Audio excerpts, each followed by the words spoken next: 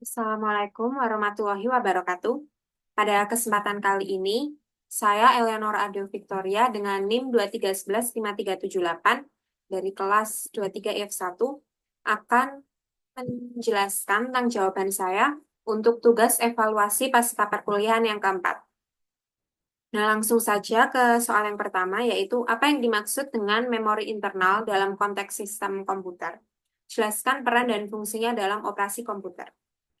Nah, memori internal, sering juga disebut sebagai RAM atau Random Access Memory, adalah komponen penting dalam sebuah komputer yang berfungsi sebagai tempat penyimpanan sementara untuk data dan instruksi yang sedang aktif digunakan oleh prosesor.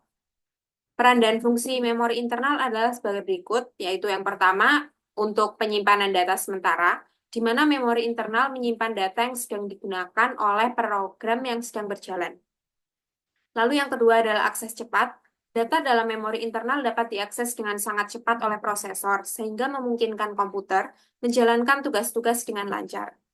Lalu yang ketiga adalah kerjasama dengan prosesor, di mana memori internal bekerja sama dengan prosesor dalam menjalankan instruksi-instruksi program. Lalu yang terakhir adalah memori volatil. Data dalam memori internal akan hilang ketika komputer dimatikan atau terjadi pemadaman listrik. Lalu soal yang kedua, yaitu sebutkan dan jelaskan dua jenis memori internal yang umum digunakan dalam komputer. Yang pertama adalah DRAM, yaitu Dynamic Random Access Memory, adalah jenis memori yang paling umum digunakan dalam komputer. DRAM membutuhkan penyegaran listrik secara berkala agar data tetap tersimpan.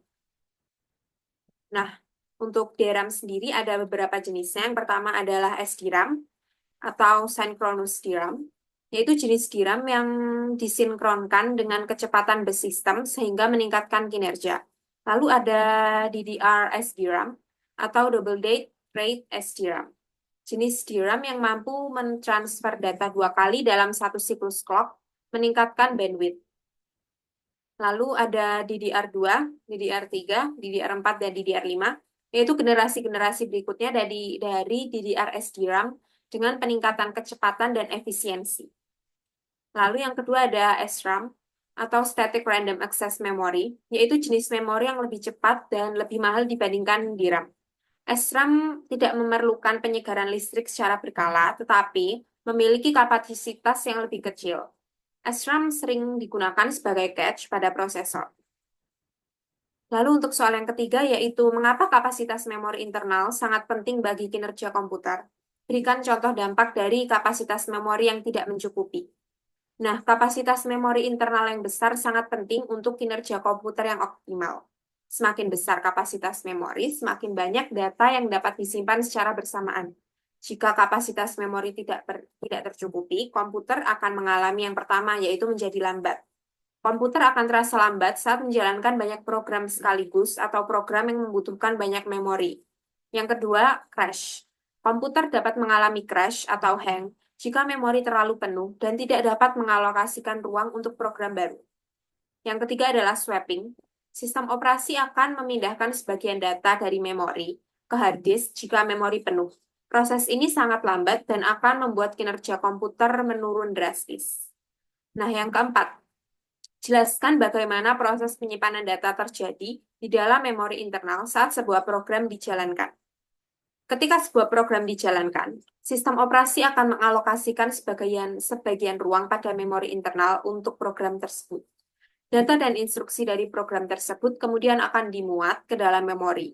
Selama program berjalan, prosesor akan terus-menerus mengakses data dan instruksi dari memori untuk menjalankan perintah-perintah program.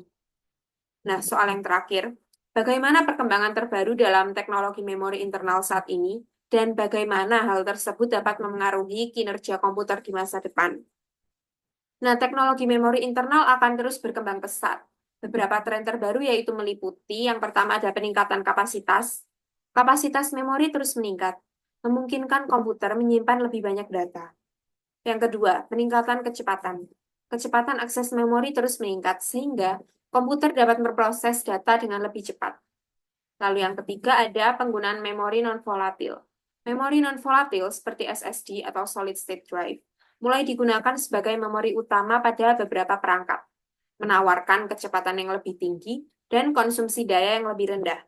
Perkembangan ini akan terus berlanjut, memungkinkan komputer di masa depan untuk menjalankan tugas-tugas yang lebih kompleks dan menuntut dengan kinerja yang lebih baik. Demikian apa yang dapat saya sampaikan pada kesempatan kali ini. Apabila ada kesalahan, saya mohon maaf. Wassalamualaikum warahmatullahi wabarakatuh.